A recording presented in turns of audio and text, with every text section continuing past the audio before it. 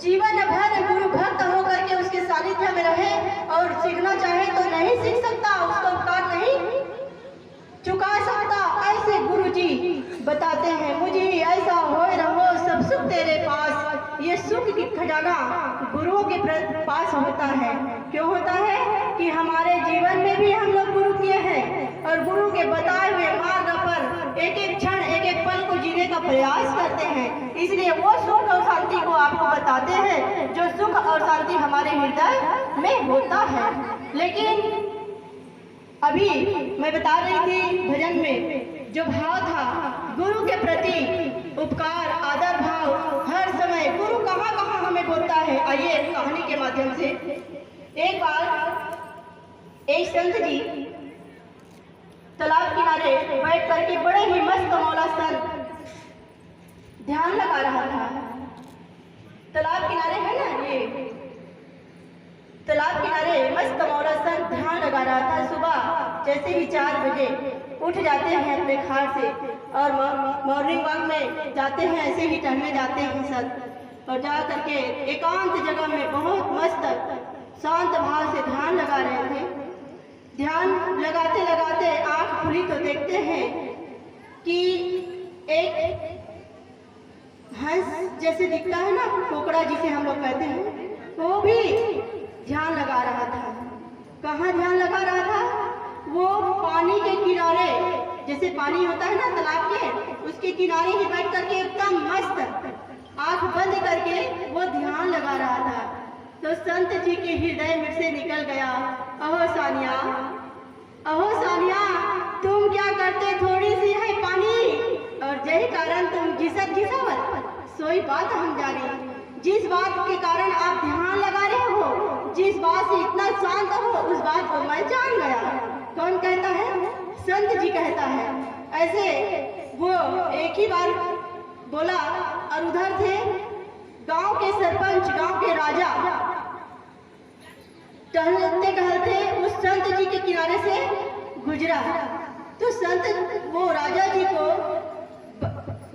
सोचा उसने कि ये संत जी इतना सुबह सुबह बड़ा मस्त ध्यान साधना में बैठे हैं और इसके अंदर क्या चल रहा था मैं पता नहीं, लेकिन ये बात तो निकल रहा है कि अहो सानिया, तुम क्या करते, थोड़े से है पानी और यही कारण तुम घिसन खिसावत। सोई बात हम जाने। संत के हृदय से जो शब्द निकला उसको वो मुखिया पकड़ लिया और ये सोचा कि हो सकता है संत जी का मूल मंत्र, गुरु मंत्र यही होगा। ऐसे सोच करके वो भी अपना टहले और राज दरबार, अपना गांव, अपना घर लौट गया। और लौटा तो नाई है वो बाल बनाने आए थे, उसके पास बैठा और नाई जब जैसे ही पानी लेता है, जब नाई होता है ना गाड़ी बनाने वाला, वो नाई आया सामने, एक कटोरी में पानी लिया और ऐसे ऐसे करने लगा, घिसने लगा। अब उसको तो संत जी का जीवन प्रभावित किया था, शांत बैठा था, मन मस्त बैठा था और वो सोचता था, सोच रहा है, कौन? सरपंच जी जो गांव के राजा है, वो सोच रहा है कि संत के पास इतना गंभीर जो उसके वातावरण है, इतना शांति का अनुभव है, वो मेरे अंदर कब आए? तो उसके मंत्र को मैं जो लिया हूँ वो भूल न जाए करके वो मंत्र उच्चारण करने लगा, अहो सानिया। और इधर नाई कटोरी में पानी लेकर के ऐसे ऐसे घिसने लगा उसके बाल बनाने के लिए। तो कहे, अहो सानिया, तुम क्या करते, थोड़े से है पानी और यही कारण तुम घिसन घिसाओ। सोई बात हम जानी। ये मंत्र वो सरपंच जी जब बोलता है तो नाई पानी पानी हो जाता है और पानी पानी हो जाता है और मन में विचार करता है कि मैं जो उद्देश्य बना करके आया हूँ, राजा को आज मारना है, रानी मुझे सुपारी दी है, उसकी जो सरपंची है वो मुझे सुपारी दी है, इतना पैसा दूंगा करके, तो ये इसके बाद तो ये कैसे जान गया? उसके मन में देखिए, किसी के मन में कोई भाव नहीं है, बस सत्य को सुन रहे हैं और अपने जीवन में कैसे उतार रहे हैं, इस बात को देखो। कहो, अहे सानिया, तुम क्या करते थोड़े से है पानी। सरपंच जी जो है गांव के राजा है, वो मंत्र को भूलू ना करके बार बार उच्चारण करता है, बार बार उच्चारण करता है। ये मंत्र उसके गुरु मुख से निकला है तो हो सकता है मेरे कल्याण के लिए ही निकला होगा। ये मेरे लिए सच्चा मंत्र है। उसके बाद नाई एक बार सुना, 2 बार सुना और वो सोचने लगा, विचार करने लगा, कहीं रानी और मेरी बात को कोई जानते नहीं है, हो सकता है दासी लोग बता दिए होंगे, तो मेरा तो गया आज काम से तमाम। मुझे तो ये राजा साहब, ये सरपंच साहब मुझे तो मारेंगे या तो कुछ सजा देंगे। तो वो बाल बनाना छोड़ देता है और उसके पैर में गिर जाता है। कहे सरपंच साहब मुझे माफ करना, राजा साहब मुझे माफ करना, मैं नहीं जानता था। तो राजा साहब आश्चर्य हुआ कि नहीं महाराज आप क्या कह रहे हो, मेरे को समझ में नहीं आ रहा है। नहीं महाराज आप सब जानते हो, इसीलिए तो कह रहे हो ना, अहो सानिया तुम क्या करते, थोड़े से है पानी और यही कारण तुम घिसन घिसावत, सोई बात हम जानी, इसीलिए तो कह रहे हो। आप मुझे माफ कर दीजिए, रानी साहब मुझे इतना सारा पैसा दिए थे आपको मारने के लिए, आपके लिए सुपारी दिए थे। जिस समय आप बाल बनाने जाओगे ना, बाल बनाते बनाते उसका गला को काट देना और आपकी कटने से आपकी मृत्यु हो जाती, तो रानी राज करती, आपकी सरपंची राज करती। ऐसा जब नाई के द्वारा जब राजा को पता चला, सरपंच जी को पता चला, तो उसके हृदय घात हुआ। जिस रानी को, जिस पत्नी को मैं पसंद करके लाया था और इतना राजपाट बाल बच्चों का मालिक बना दिया, वो पत्नी दूसरे के आसक्त में हो करके आज मुझे मरवाने के लिए ये नाई को लगाए हैं। उसको वैराग होता है और कहता है मैं तो आपकी जो चाल थी, आपकी जो प्रेरणा थी, आपके जो भाव था, उसको तो मैं नहीं जानता, लेकिन मैं गुरु के वचन को, संत के वचन को माना और अपने मंत्र समझ करके उसको गुनगुनाने लगा। वो मस्त मौला संत का हृदय मुझे भा गया और भाने के बाद मैं उसके मंत्र को भूल न जाऊं, ऐसा सोच करके मैं उसको बार बार उच्चारण करने लगा। ये सोच करके जब वो सरपंच को विवेक ज्ञान होता है कि ये संसार ऐसी ही धोखे की टाटी है, कोई किसी का नहीं होता है, स्वार्थ भरी है जिंदगी, कौन किसका होता है, जिसे वफा की उम्मीद करो वही धोखा देता है। जिस बेटा और जिस बहू को हम कहते हैं सेवा करेगी, अच्छा उसको पालते हैं, पोसते हैं और उसको सजाने में हमारी जिंदगी लग जाता है, वही बेटा और वही बहू हमेशा जैसे ही हमारी बुढ़ापा होती है वो कहाँ ले जाते हैं, वृद्धाश्रम पहुंचा देते हैं। इसके कारण हम गुरुजनों की बात नहीं मानते, धन तो देते हैं सज्जनों लेकिन संस्कार नहीं दे पाते। इसके कारण हम संस्कार की कमी के कारण हमारा बच्चा हमसे विमुख हो जाता है। हम सबको चाहिए कि हम संस्कारवान हों।